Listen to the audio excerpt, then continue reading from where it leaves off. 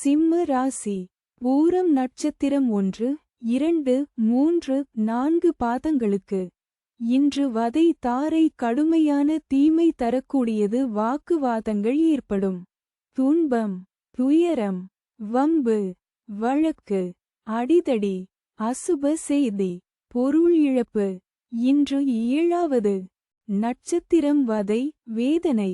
இன்று சந்திரன் பலம் 100% உள்ளது.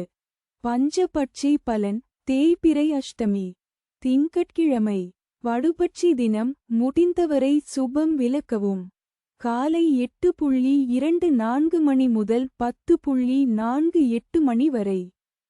ஊன் 80 விழுக்காடு காரிய வெற்றி.